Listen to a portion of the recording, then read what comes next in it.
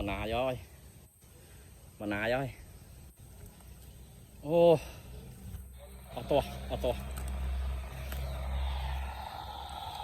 ôi thằng nào còn trắng này to ô mà nà rồi vì lòng pin tật mỏm láng này cô mà nà rồi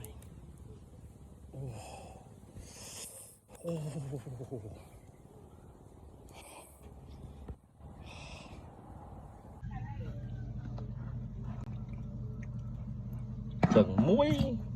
cho bấy cho sợ thôm mai nó cho đó mà chừng đo co đại bàn phân nắng ấy hả ngày đi bị xe không to mà